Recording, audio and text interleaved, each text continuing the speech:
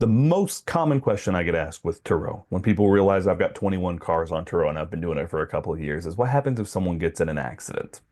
Let's break that down today together. Here's one car that's not on Turo, but I'm on the right page in Turo to explain how the legalities and oddness of it goes. And then we're going to break down the reasons I've made the decisions I've made in my fleet. All right? I forgot to introduce myself. My name is Jeremy Watson. Over the past 25 years, I've started 30 companies. Currently, I am running 7. I've spent 10 years adjacent to financial advice. In that time, I was consulting full time on about $300 million. I'm going to share as much good knowledge as I can for free, hopefully to do some good in the world while sharing some interesting stuff. If that interests you, follow along. I appreciate you watching. Number one, you can choose your level of protection with Turo. What you have to understand is it is not insurance. In the fine print, when you click legal info down here, it is not insurance. It's a protection agreement. That protection agreement says that they will do certain things, you will do certain things. Now, Turo themselves has insurance, and I have been involved with Turo's insurance, which is a corporate insurance policy through Travelers. But you are not insured with Travelers. Turo is insured with Travelers. You just have a contract with Turo. I don't see that's going to be a huge problem unless Turo goes bust at the same time that you happen to have claims pending. But that's a risk to consider. I don't think it's a huge risk, but it is a risk to consider. The first thing you really need to understand is you select your plan. And the plan is based off of this right here. What is the host's take? What is the host's percentage? If I rent a car for $100 a day, the host percentage is 90%. The take is 90%, which means that the host gets 90% of that. So the host gets 90 bucks. All right. Turo, Turo gets $10 per day on a $100 rental. Okay, so that's pretty straightforward, except the deductible, there's a deductible on this. So you have to pay everything below a certain dollar amount on this plan. Now, the deductible is how much do I have to pay before Turo kicks in any money at all? The deductible on the 90 plan is $2,500. That's very important to understand because that means if someone breaks off your door handle, it's not 2,500 bucks. You're paying for that. If someone backs into a post and busts your bumper, that's 2,500 bucks. You're paying for that. If someone drags something down one panel of your car and it's 1,500 bucks to repair, that's less than 2,500 bucks. You're paying for that. If someone breaks your windshield, you're probably paying for that. If someone blows out your tires, you're paying for that. Turo is going to say, oh, but if you have power host, you don't have to pay for tire replacement. Bullcrap. You're paying for that. Just get it into your head that Turo is not there to protect you. They are not there to help you. They are there to make money as long as you and they play by the rules and they set what the rules are. So anything under 2,500 bucks in the 90 plan, you're paying for that. If you've seen any of our videos on how much we make on every car, we factor $750 a year per car or less if it's a really inexpensive car, but $750 a year per car that we are going to eat every single year on every single car in deductibles. Because we know every car is not going to get wrecked, but one of 3 or one of 4 cars is going to get wrecked. And so we say, hey, $750 per year per car, we are going to eat. That might be as much as high as 1,000. But the nice thing is your limit is, hey, 2,500 bucks a year. Have I ever had a car eat 2 deductibles in a single year? No, I have not. But I have had cars eat deductibles, right? This year, 2024, it's freaking August or April. We've had a bad run of a couple of months. Our blue Fiat 500 got totaled. Our red Honda Fit got totaled. Our 2019 Toyota Yaris Silver, the driver got arrested and it got impounded for a month while the driver was arrested. It just happens. 750 bucks per car per year in deductibles. I would just set money aside and know that eventually, if you're on the 90 plan, you're gonna get bit. All right, for 2,500 bucks or something. The 90 plan does not include wear and tear. The 90 plan does not include a replacement vehicle. The 90 plan does not include host coverage. And just so we can go ahead and talk those through so you understand, exterior wear and tear, I don't know, damage longer than an inch or two, right? We'll have to look at the specifics. A replacement vehicle, hey, they'll give you a vehicle because they're thinking this is your primary car. Will they give you one? What does that look like? A loss of hosting income, hey, will they give you money that you would have made otherwise? The 90 plan doesn't have any of that. And the 90 plan's maximum out-of-pocket liability coverage is $750,000. This is really important to consider. If someone's in your car and they wreck it horribly, or they get wrecked into horribly, and they get horribly maimed and disfigured, the maximum Turo is going to pay is $750,000. So if you get sued and someone gets a judgment against you more than $750,000, that could be a huge liability. Now, the truth is $750,000 is enough to settle most lawsuits, and Turo is on the hook for that. But that's a consideration. And that's something that if you're a legal person and you're really concerned about worst case scenarios, that's something that would keep you up at night. All right. So with that being the case, let's flip this down to 80%. At 85%, I could just say, hey, I'm going to take 85% and Turo's going to take 90%. They'll drop my deductible to 1625. That's not bad. Down from 2500. Okay, so I pay a little halfish, right? Halfish. Still, none of those other things included. The liability coverage, the exact same. So I could effectively give them just a little bit more and have my deductible drop by a bit. My problem with that is the difference between 90 and 85 is 5%. And I'm only giving them the difference between 90 and 100, which is 10%. And so here I'm giving them 10%, where here I'm giving them 15%, right? The 10 plus the 5. And so I'm paying a 50% premium here. I'm getting about a 50% deduction in my deductible, right? So, whatever. It's just not the plan for me. I've considered going to the 80 plan. All right. The 80 plan is the same. I'm paying an extra 10% on top of my base 10%. So I'm effectively paying 20% of all my earnings. I'm paying 10% on top of my base 10%. So I'm paying 100% more for my deductibles. But my deductible has dropped pretty substantially in that point. Like I've considered going to the 80 plan a lot. And my reasoning why I'm not going to the 80 plan is because this wear and tear and stuff isn't covered. And so that's where it really comes in. Let's say that someone gets my Mustang convertible and totals it. I'm gonna pay a deductible 2,500 bucks. Okay, cool. Turo's got me covered 2,500 bucks. Let's say that someone gets my Mustang convertible and blows the engine because they're hot rodding it. They're going 110 miles an hour. They blow my engine. I've got to replace I've got to replace $4,000 worth of engine. Wear and tear is not included. That's not what this is for. If you can prove that it's mechanical, they'll cover it.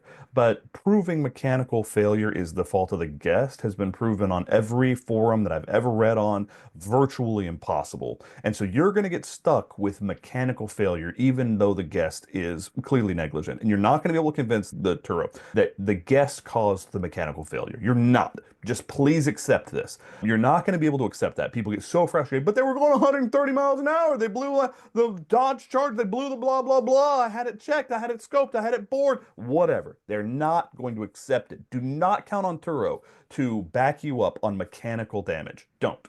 And because of that, this deductible is only for accidents. That's the way I look at it. The deductible is only for accidents. Hey, Turo, you see this picture? How it was perfect before? Hey, Turo, you see this picture? How it's destroyed after? This is the guest's fault. That is the level of clear that you have to be with Turo to get them to cover things. Just what it is. Hey, Turo, my car was running fine, and now my car squeaks like blah, blah, blah. And I had just had it serviced, and the mechanic says that the person did blah, blah, blah. Not going to cover it. I'm just going to be blunt with you. They're not going to cover it. So it's very important to understand that the only thing this deductible really does for you is cover accidents that are clearly demonstrated before and after with pictures. And because it covers so little, I'm okay paying 2,500 bucks a pop. It happens. I don't want to give them an extra 10% to cover me like half the time. Because some of the time they're going to burn the wheels off my tires. They may or may not cover that. Some of the time they're going to blow a turbo by acting like a-holes in my car. Turo's not going to cover that. Some of the time they're going to do undercarriage mechanical damage that I don't catch until much later. They're going to go over a speed bump and rip up my suspension. The Turo's not going to cover that. There are times when they're going to do damage to the vehicle that I can't prove or that I don't catch or the whatever, and Turo's not going to cover that. So why would I pay an extra 100%? Why would I give them 20% of my money instead of 10% of my money? I have to have something, and that something has to cover some risk.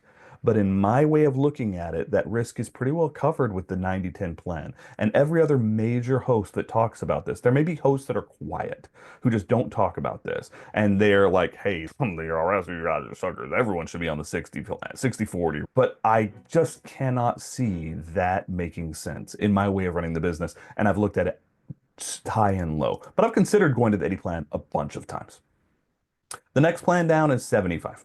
I go to 75/25 plan. This is the first change in the structure of the contract. If I'm on the 75/25 plan, I get 75%, they get 25%. So I've gone from giving them 10% of my money, and I now give them 25% of my money. Keep in mind, this is all proportional.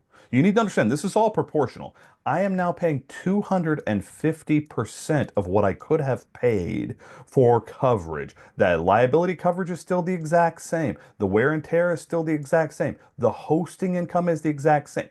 On the 75/25 plan, I'm going to pay 225% or 250% of the coverage I would have paid. But under the 75/25 plan, if my vehicle's out of commission, they will give me $30 a day to rent another vehicle. They won't give me $30 a day, but they'll replace my vehicle for $30 a day. So if it's my primary vehicle and I have to have a car to get to work, and if someone totals my car and it's out of commission for a while, that plan might make more sense. Now, the vehicle replacement plan has its own sweet caveats. It's only included in the 60 and 75 plans. It's a reimbursement for the vehicle replacement hosts or co costs incurred by booking alternative transportation while their car is in the shop that occurred during a guest trip. I think it only lasts for 10 days. I've never used this part of the service, but I think it only lasts for a period of time. If you choose to get reimbursed for a replacement vehicle, you won't be eligible for lost hosting income. Oh, yeah, that's another thing on the 60 plan we're going to get to. All right, so lost hosting income not included in the 75. That's hilarious. Look at this. Lost hosting income not included on the 75 plan. But if you look at this, you see it's written by someone who doesn't know what they're doing. If you choose to get reimbursed for replacement vehicle, you won't be eligible to receive lost hosting income on the 60 or 75 plans. Hey, genius. You were never going to be covered for lost hosting income on the 75 plan. It's not in your contract. So why did you write that? Someone just wrote that and never looked at it again. That's hilarious. Anyways, someone just wrote that. And then we go to the 60 plan. Okay. The 60 plan is interesting. Okay. Because in the 60 plan, you're saying, hey, I get 60%, you get 40%. So I'm playing a ton. But there's no deductible. That's interesting. That's very interesting. There's no deductible. If anything happens to my vehicle, if I've got a really nice car, really nice new car, maybe that would even make sense.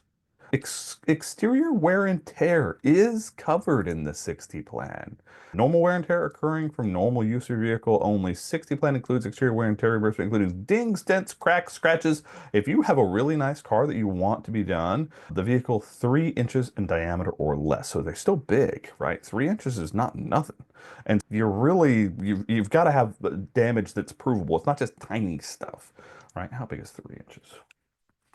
I had 4 inches drawn for crash pads over here. I don't have it close by. So 3 inches, I don't know.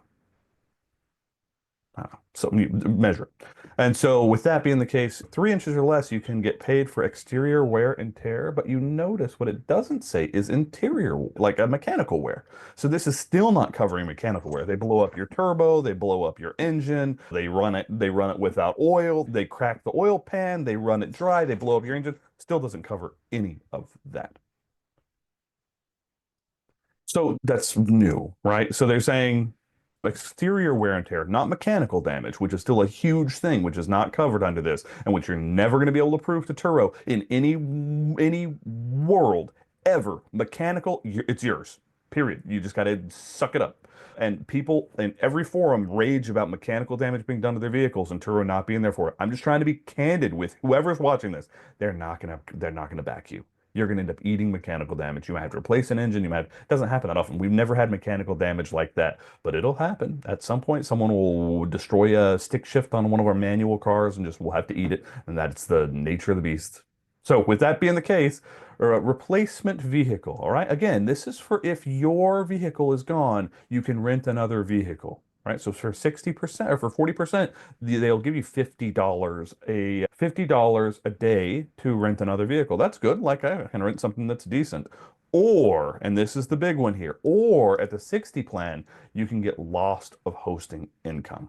Now, loss of hosting income is a different animal. Loss of hosting income is loss of hosting income compensation for the potential earnings you might have had.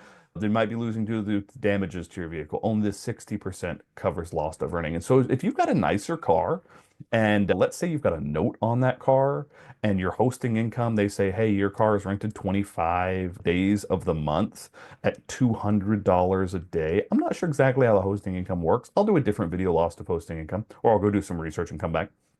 But the way it works in my head is they'll pay that $200 a day for the amount of time the car is out. Hopefully you don't miss your note. You don't can't satisfy your note. And so that's actually substantial. However, they will not pay for a replacement vehicle and loss of hosting income, right? Because they're saying, hey, if your car would have been out, you wouldn't have had it anyways. If your car would have been with you, it wouldn't have been out. They're saying that those are mutually exclusive, and I think they are. Again, the total liability coverage is the same. The total liability coverage is $750,000 no matter what plan you're on. But the thing is, you can choose what plan you're on. You can choose how much risk you want to take. In my world, I like the 90/10 plan. Let's show you why with some math.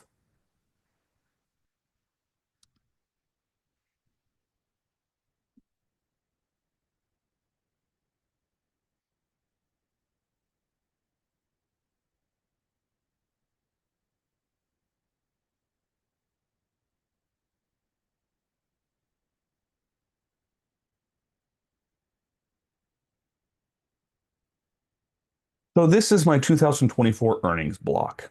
What you'll notice in this year is that I started with only two cars, really. I had a white Mustang convertible, black Mustang convertible, and over the year I added cars. I added six Fiat 500s, I added six Honda Odysseys, I added some other cars along the way. By the end of the year, I was earning some pretty good money, and I had 18 to 20 cars on at any one time. With that being the case, so this is the total earnings for the year. Let's call it 18 to 20 cars. 18 to 20 cars, somewhere in there.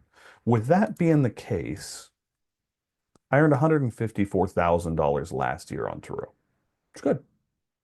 Almost double six-figure year. It's a substantial piece of our total earnings for last year. We really did like it. It was a good piece of our long-term strategy. It was a good piece of our diversified position. I have different companies that have different risk positions. I have different investors in different companies, and I like Turo. For a high-income person who wants the mileage deduction, Turo is awesome. It's freaking awesome. If you ever want to have a conversation around that, feel free to DM us. That's half of what we do. And so, with that being the case, there's some really nice things that I really like about Turo.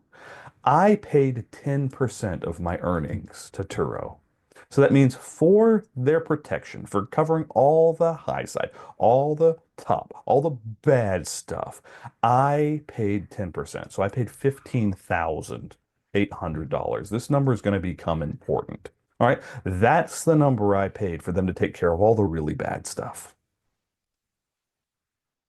We're going to have to go to an Excel spreadsheet to show you the way I think about the math on this. So I've built this spreadsheet just to give you all a clear idea because it gets complicated. The problem is, as soon as the deductibles change, the amount that you would have paid for all of the Turo protection and the deductibles changes. The Turo protection, that's pretty static. But as soon as you start throwing deductibles in at a lower variable, then it's about with the lower deductibles and the static fee, one of those variables is changing. And so I realized when I was getting ready to present this, I was like, I'm going to have to show this on a spreadsheet. So I'll walk you through a spreadsheet that I built just for you. Just for you. I've never used this spreadsheet on my own, but we had come to the same decision with our math. So this is a good way to understand the general math that you end up with the protection plan. First off, last year, 2012, or 2024, I just made $154,000. That is static. It doesn't change with the protection plan. My share and Turo's share will change. And so I put up those plans right up here, and then I put the actual percentages just so I could math it out instead of having to go through and do the math manually. That'd be a waste of time. And so with that being the case, you can see here at a 90-10 plan, the host gets 142, Turo gets 15.8. My deductible on the 90-10 plan is $2,500 a year. And in calendar year 2024, I had 3 claims, okay? Someone backed our Infiniti QX60 into a pole, and we had to replace the bumper. And there were 2 other things that I just can't remember. Oh, we had the 2016 White Mustang convertible completely totaled. And so we had to eat $2,500 on that deductible. And there was one other thing I just can't remember off the top of my head.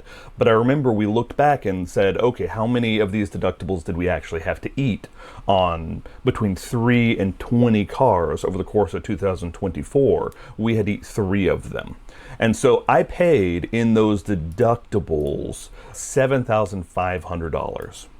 On top of the 10% protection plan. That's what you've got to understand. It's that combined number. It's the deductibles that I paid and the protection plan that I paid.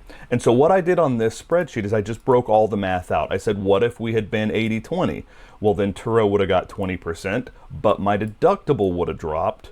And if I would have had those same 3 claims, my deductible would have been $750 per, so I'd have actually paid less per deductible, but my protection plan payment would have gone up. What if I would have been 75-25? Well, then I would have paid more for my protection plan, but I would have paid substantially less for my deductibles. So my total claims paid, my total deductibles paid would have been substantially less, but my protection plan would have been substantially more.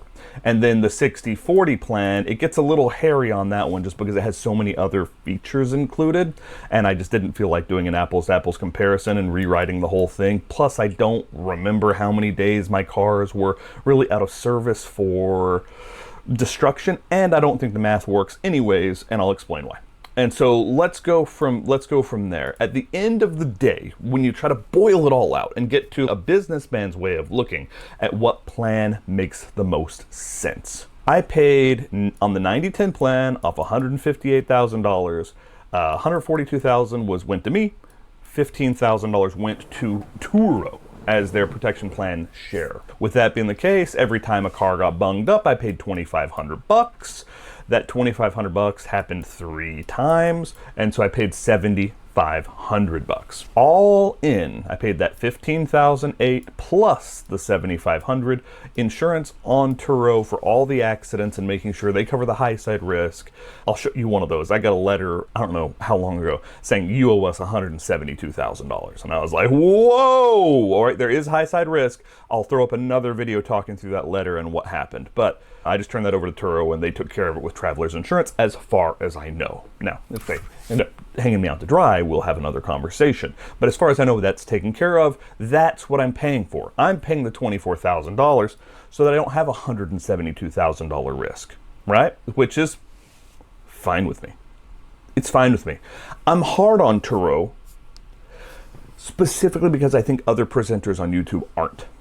I think other people on Turo specifically who are selling courses, like, oh, join me and you'll make $1 million on Turo. I think they are selling courses, and so that's part of their income stream.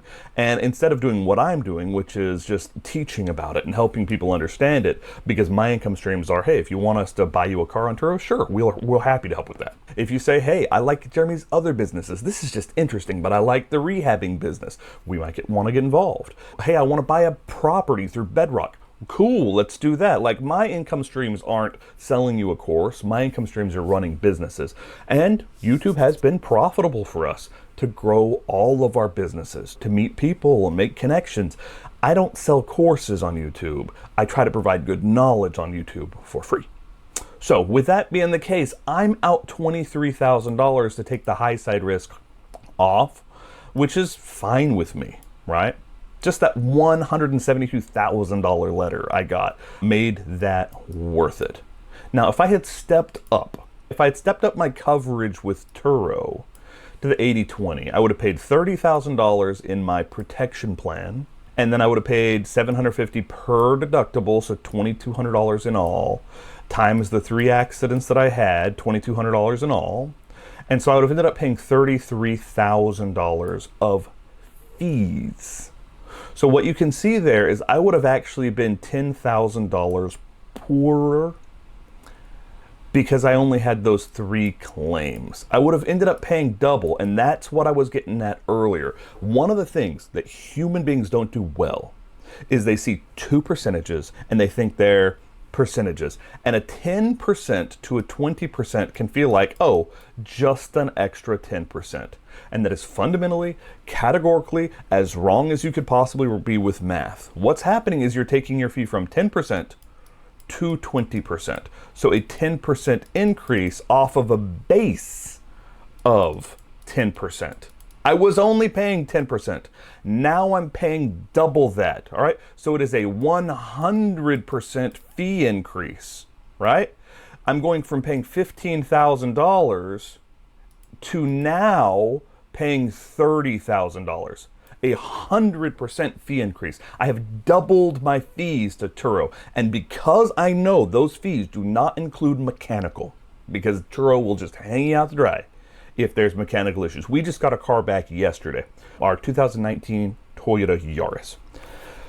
It got driven to Asheville, North Carolina from Charleston.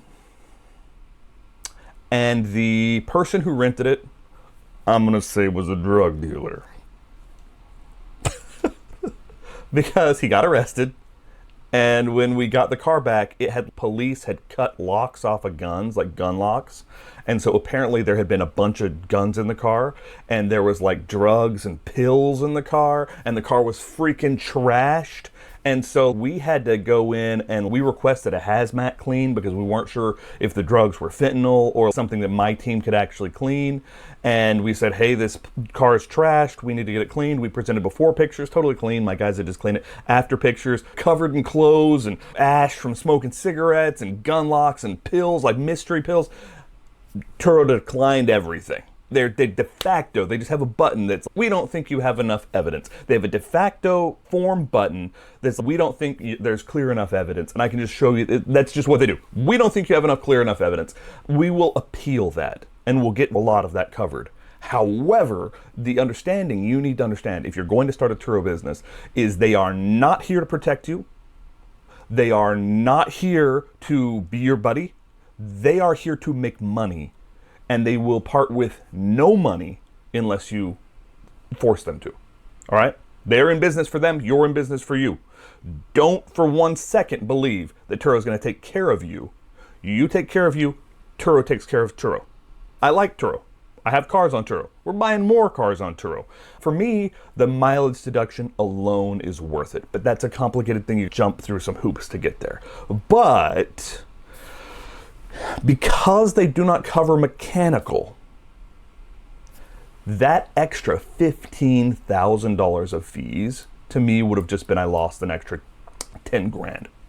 If they'd covered mechanical, if they take care of me when things go wrong, I might feel differently. I might feel like I'm willing to pay an extra 15 grand so that when someone gets arrested in my car and it gets impounded and left with mystery pills and trashed the hell out of, if they didn't have a corporate policy of just like, denied, I might feel differently about their protection policy. However, that's the way they do business, and that's the way they treat all their hosts. And every public-facing social media post I've ever read is like, dude, my car got left trashed, and they declined. They got a button. They've got an auto email that's like, we don't see, and I bet they have not even looked at it at that point. Now, you can appeal it, and a lot of times someone will actually have to look at it upon appeal because they don't want to get sued nonstop, but their auto response is denied. Just how they do business. I think it's crummy. I get what they're after. So with that being the case, let's go to the next plan. Let's take this up a notch. Let's say, hey, let's say I had gone to 75-25. I earned the same 158 grand. I get 118. They get 40. Holy crap. I would have had to pay them twice as much. And that's even considering my deductible would have gone from 2,500 all the way down to 250. I would have had those same 3 claims. I would have paid only 700 in claims instead of 7,000 in claims. Like, that is substantial. But you can even see in that situation that that I would have been down another $17,000. Now down here at the very bottom, I did a incident still break even. I've titled it in the wrong spot.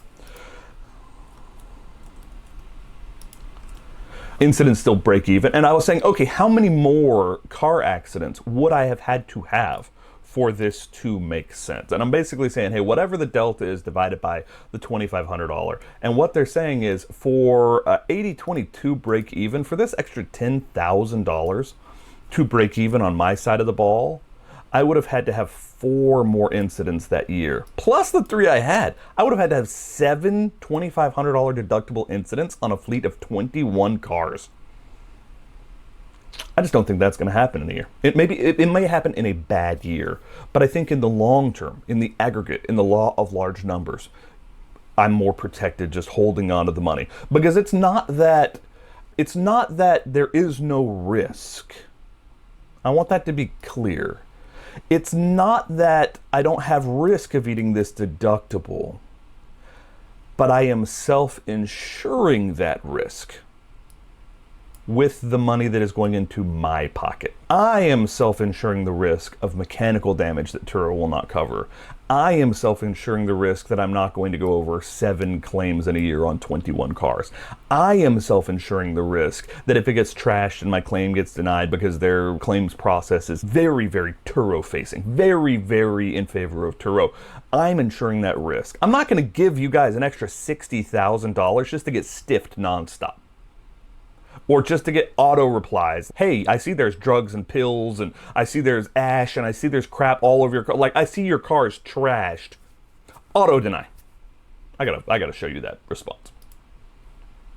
So here are what we call pre-trip photos.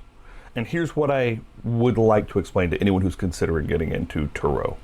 Every single post on every single Turo host, blog or forum, I've researched this intimately because I don't spend $250,000 lightly, but every single post says that the photos are your insurance. The photos are your insurance. When you're dealing with Turo, I'm just going to say treat them as you would a child. You have to show them a picture. Here's the one before. Here's the one after. And even then, they will send you the most infuriating emails you've ever seen in your life. And you'll have to appeal it. Because as I've said, they have an auto deny button. Someone at some level of Turo's infrastructure has said, I just don't see it. Boop, auto deny. And that's the way they do it. It's that they're treating it like an insurance because they know that a certain percentage of people will not fight it, will not appeal it. They'll just take an auto deny and move on with their life. And probably quit Turo because it's a really crappy feeling to have a car really trashed. This is our 2019 Toyota Yaris. It was just rented, and we have 111 trip pictures. We take a ton of pictures, between 75 and 120 every single trip on every single car. The rule is take every single angle as clearly as you can with a high quality camera. You can see, like our co-host, my employee on this is just taking pictures, every single angle that he can get. He didn't have a undercarriage shot, which we'll go back and talk about, but he does have exterior and interior pictures. All right, he does have exterior and interiors. You can see that's clean. It's clean, like something's on the camera, but it's clean. It's all cleaned out. We've just vacuumed it out. We've just taken it through a car wash. We've just vacuumed it out. And you can see back seat, clean. It's clean. We've just taken it through a car wash. We've just vacuumed it out. You can see. Clean. There's little marks there from someone else's car seat, but clean. Husky liners, clean. I cannot overstate this. The car, when it goes out, every single time is clean. I have no interest in sending out a dirty car. I pay people to clean it every single time. It's not that hard. Just vacuum it up. Maybe there get to be little spots on it and we've got to do an upholstery cleaning at some point. But, you know, it's a clean car. And cloth seats are nightmares to begin with. But like, it's a clean car. It's not got trash all over. The Husky liners are clean. This is how we got it back. You see, shirt, water bottles, crap, luggage, crap, more crap, extra crap, underwear, you know, tons of ash. You can see all the smoking ash from smoking cigars and cigarettes the whole dang time. You just look at this and you're like, okay, it came back super dirty. Now, I don't blame the renter for this. He got arrested. Now, he got arrested because it thinks he was using it for selling drugs or running guns or something. Because when they got it back to us, it has all these gun locks cut off it and all these holsters that are a bunch of holsters for guns and a bunch of like gun locks and stuff. And so as you look at that, you can just see there's just a bunch of crap in this car. It's not clean. Clearly not clean, all right? It's at the very least. And you can see all the ash.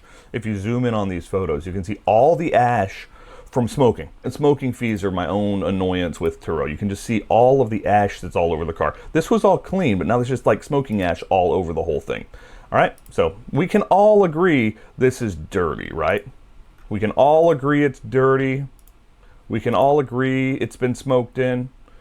My team says, hey, not only is it dirty, but there's some drug paraphernalia in there that they've submitted to Turo. Look at that. Look at all of that smoking ash there.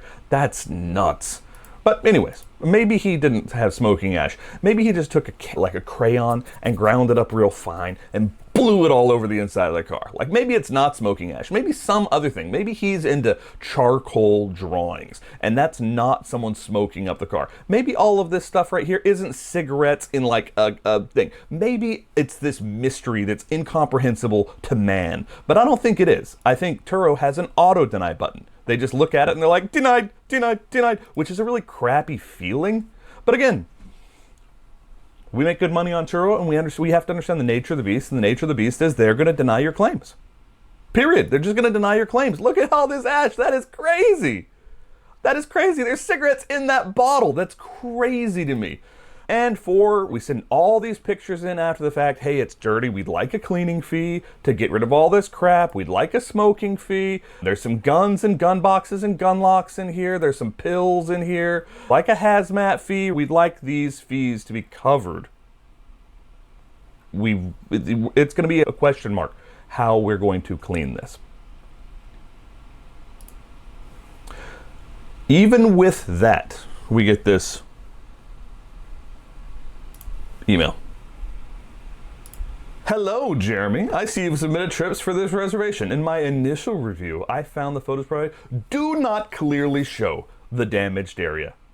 A claim eligible for climate, we require clear trip photos or other documentation damage to the reservation. The quality of coverage under your claim, we need clear trip photos for the area requiring coverage taken within 24 hours.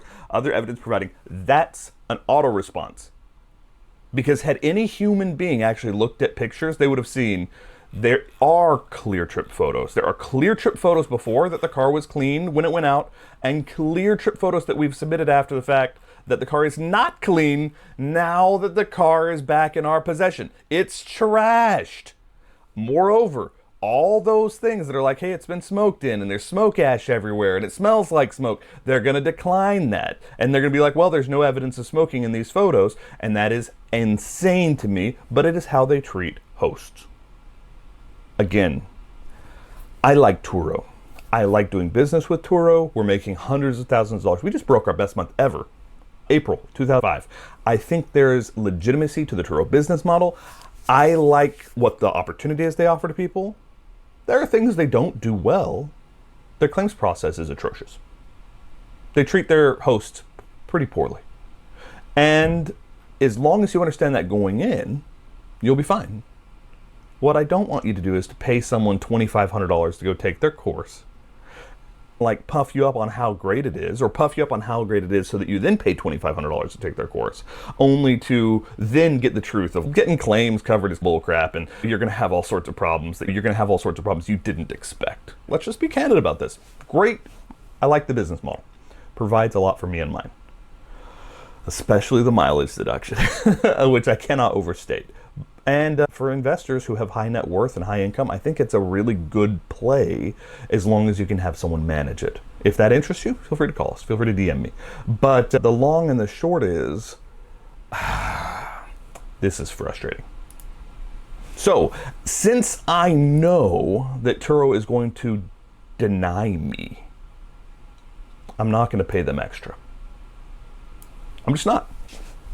I'm going to keep that number as low as I can. I'm going to take the rest of the money and I'm going to self-insure everything else that is going wrong. I'm going to take the high side risk off the equation, the $172,000 random out of the blue, hey, someone wrecked into my whatever the crap and it's expensive and I've got nerve damage, whatever, right? The high side risk I will let Turo insure. I'm going to hold on to the rest of the cash, because I just don't believe that Turo is going to protect me well enough to be worth paying them $60,000. That 60-40 plan, I would have, out of $158,000, I would have paid them 60 grand. I would have ended up on this year, 3 claims, I would have paid nothing per claim. The 60-40 plan is more complicated though, because it's too complicated for me to want to do it on this call. But even if I had $100 a day as my average, and that's not it. My average vehicle is probably $50 a day.